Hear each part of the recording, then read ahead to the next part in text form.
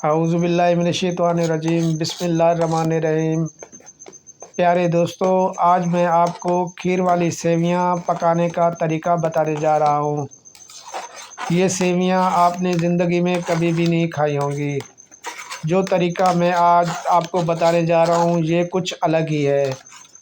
دوستو، آپ نے 1.5 پاؤ پانی ابالنا ہے۔ یہ ویڈیو لمبی نہ ہو اس وجہ سے میں آپ کو شارٹ کٹ بتا رہا ہوں۔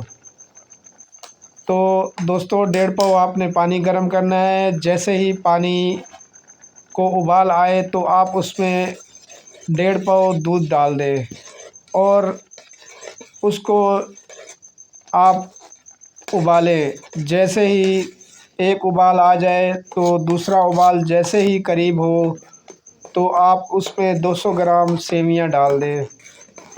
دوستو، آپ اس میں 4-5 چھوٹی الائچی چھیل کر ڈال دیں اور سیویوں کو اچھی طرح ہلاتے رہیں تاکہ وہ گٹھلیاں نہ بنیں۔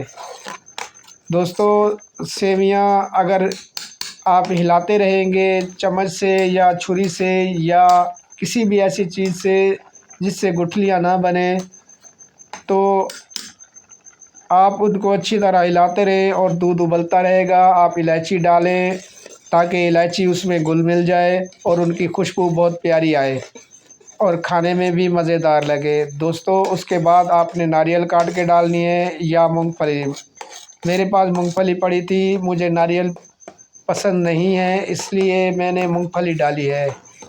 دوستو، مونگ پھلی کا ذائقہ بھی بہت پیارا بنتا ہے۔